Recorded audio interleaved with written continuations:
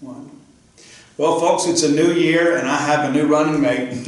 Mike Nemeth here with me. There's a lot going on in the Mississippi State family right now when it comes to coaching changes. As you guys are well aware, Coach Joe Moorhead relieved of his duties last Friday, and we're already, it's only been 3 days, but we're knee-deep into this whole process, and I thought we would bring in Mike Nemeth, my longtime friend and now co-worker. Mike spent a lot of time dealing with coaches and administrators and some behind-the-scenes stuff. And Mike, a few things I wanted to ask you about, some of our fans might not be familiar with. Everybody hears about these search firms. Everybody talks about Mississippi State choosing the Parker Group. What's the function of a search firm, and why do universities want to use them? Well, a search firm can do a lot of different things. It's almost like you buy an a la carte meal from them. They can do as little or as much as you want them to do. I think John Cohen pretty much pointed out that the Parker firm would do a lot of background information in this case, but would not have input into the decision-making process. So they will do some of that background type stuff, like vetting coaches and talking to agents and finding out who's really interested in this position. And you mentioned the vetting process. Let's talk a little bit about that. I mean, I know sometimes their salary demands are discussed, but what kind of questions does a search firm maybe ask a potential candidate or their representative? Well, the first thing is that, obviously the search firm is in a great position because the administrator, the athletic director in this case, can go through the search firm and deal with the agent. The coach and the AD never really have to speak until they get to the bottom line. Everybody in the middle is doing all the work, and so salary demands and other issues would probably be handled at that level between the agent and the search firm, and it would be until you get to the very end that the AD or his representative would get involved with the head coach. So let's say you're getting down to the moment of truth and you're prepared to make the offer. And of course, everybody knows in college athletics, nobody actually gets an offer until they accept it. But let's say you've identified a priority candidate. What's the final step in that process? What, like in this particular situation here, what's John Cohen kind of dealing with now as he prepares to kind of take the final step? Yeah, I think at this point, I think John probably understands exactly the salary demands of the various coaches that he's had contact with. And like you said, none of them have been offered the job. No one is going to be offered the job until the last step. You never want to be turned down. Now, they may turn down the opportunity to talk, but they're never going to turn down the job. They're not going to have that opportunity because the AD is not going to be surprised.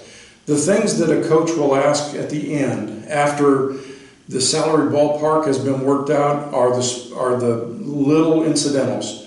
Exactly what can I spend on my staff? What kind of a staff can I put together? Are there individuals that I must retain from the previous staff? It's the little things, all the way down to the facility that we practice in and we play in and where our offices are. But again, it's most of the details are worked out by that point.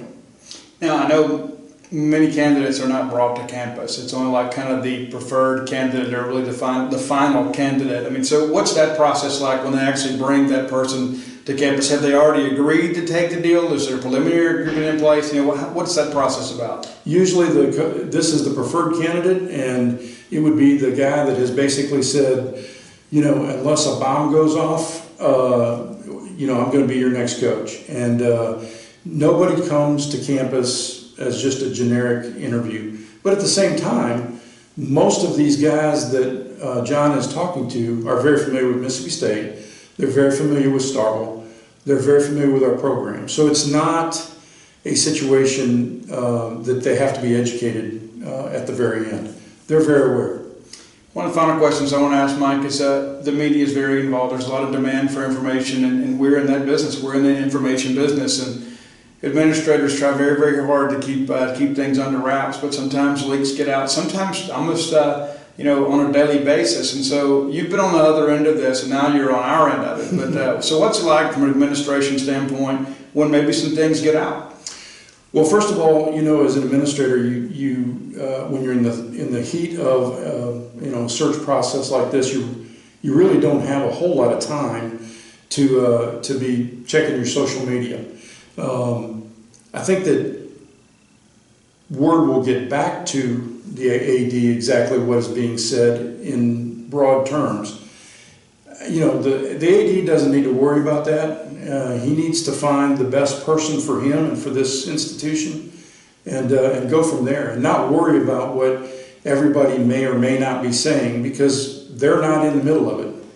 And I think John is very smart and crosses the T's and dots the I's, and I think he will move forward with a candidate that he is very comfortable with. Well, folks, there you have it. We just wanted to provide a little insight to behind the scenes of Mike Nemeth's expertise and his experience at Mississippi State.